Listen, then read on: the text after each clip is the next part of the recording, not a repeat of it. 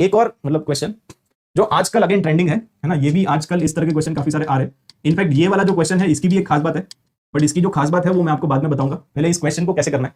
तो हमेशा ध्यान रखना, अगर इंटीग्रेशन का कोई भी सवाल आ जाए और उसमें अगर नीचे आपको दो ब्रैकेट दिखे, अभी तक आपने एक ही ब्रैकेट देखा था, अगर आप इस क्वेश्चन को ध्यान से देखोगे तो एक ही ब्रैकेट है और इसमें पावर भी फ्रैक्शनल पावर है, ठीक है। तो अगर एक ही ब्रैकेट है तो आप क्या करोगे, जो भी आपका हाईएस्ट पावर है उसको बाहर निकाल लो।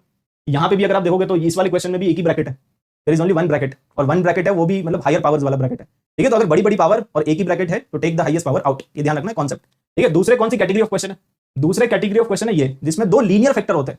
ये काफी फेमस है, मतलब इस तरह के क्वेश्चन बहुत सारे तो आ भी चुके हैं, फ्यूचर में भी आते रहेंगे, ठीक है। तो दो लीनियर फैक्टर है, और अगर आप इस क्वेश्चन को ध्यान से देखोगे तो चलो मैं इसको पहले थोड़ा अच्छे से लिख देता हूं, रिप्रेजेंट कर देते हैं। तो x माइनस वन की पावर क्या है, x माइनस वन की जो पावर है ना वो एक्चुअली है 3/4, क्योंकि उसका फोर्थ रूट है, अगर आप यहां पे ध्यान से देखोगे तो फोर्थ रूट है।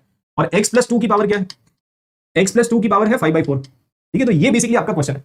तो हमेशा ध्यान रखना, जब भी दो लीनियर फैक्टर होते हैं और उसकी फ्रैक्शनल पावर होती है, तो उस तरह के क्वेश्चंस में आपको हमेशा क्या करना होता है, आपको u by v बनाना होता है, मतलब एक फ्रैक्शन बनाना पड़ता है। तो u by v कैसे बनाएंगे, तो आप यहां पे क्या करोगे, डिवाइड करोगे, मल्टीप्लाई करोगे। किससे डिवाइड करेंगे, इसकी जो भी पावर है उसी से डिवाइड कर दो। तो यहां पे आप डिवाइड करोगे x प्लस टू की पावर 3/4, सेम पावर आप यहां पे कॉपी कर लो, है ना। ये वाला फैक्टर ले लो, ये वाली पावर ले लो, डिवाइड कर दो।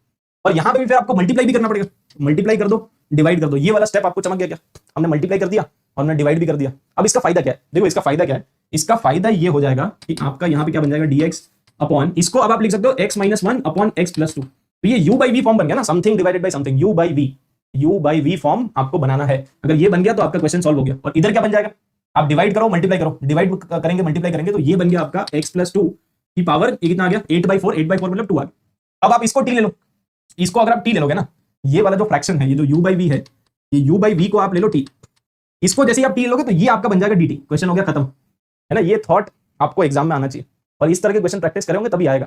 तो भी वेरी फ्रैंक, अगर ऐसे क्वेश्चन नहीं करेंगे तो ये थॉट नहीं आता है, ठीक है। तो दो लीनियर फैक्टर है, दो लीनियर फैक्टर की कुछ फ्रैक्शनल पावर है, आप क्या करोगे, बस इसमें u by v बना लो, u by v बन गया, यहाँ पे पावर 2 आ गई, इसको t ले लो, उसका डिफरेंशिएशन यही आ रहा होगा, आप डिफरेंशिएट करके देखो ना, इसको डिफरेंशिएट करेंगे, इसको डिफरेंशिएट करेंगे तो x प्लस टू का होल स्क्वायर, है ना, क्वोशिएंट रूल, ऊपर वाले का डिफरेंशिएशन, नीचे वाला फंक्शन, फिर नीचे वाले का डिफरेंशिएशन और ऊपर वाला फंक्शन, तो ये आ गया इनटू dx आ गया, this is equal to dt, ठीक है। अगर आप इसको ध्यान से देखोगे तो x और x कैंसिल, तो बेसिकली ये आ रहा है ना 3dx upon x plus two का होल स्क्वायर, ये आ रहा है, this is equal to dt। तो बेसिकली 3 को नीचे भेज देना आप, ये जो 3 है इस 3 को नीचे भेज दो, तो dt by 3 आ गया इसका वैल्यू।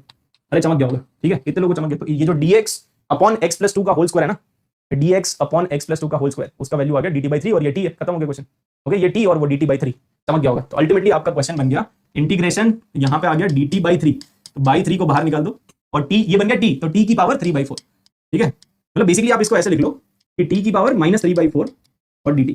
अब इसका इंटीग्रेशन क्या होगा, इसका इंटीग्रेशन हो जाएगा -3/4 + 1 और -3/4 + 1। अरे चमका कि नहीं, चमक गया होगा। इस तरह के क्वेश्चन की प्रैक्टिस कर लो बस आप, बाकी ये सिंपल है, ठीक है। तो अल्टीमेटली ये कितना बन जाएगा, ये बन जाएगा 1/4, तो यहाँ पे 4 चिपका दो, और t की पावर 1/4, ठीक है, t की पावर 1/4 + c, तो ये आ गया। तो 4/3 होना चाहिए ऑप्शन में, और पावर तो 4/3 और पावर 1/4, ये आ रहा है, देखो ये आ रहा है कि नहीं, t का वैल्यू पुट कर दो मतलब, ठीक है। तो इसके आगे t का वैल्यू, तो 4/3, और t का वैल्यू क्या है, t का वैल्यू है x minus one upon x plus to, और पावर में आएगा 1/4। अरे चमका कि नहीं, चमक गया होगा मेरे ख्याल से, x माइनस वन, आंखों में चमक आ गई, होगी आंखों में चमक। तो इस तरह के क्वेश्चन कर लोगे, इस तरह के क्वेश्चन अगेन ट्रेंडिंग टॉपिक्स है, आजकल बहुत आ रहे, आजकल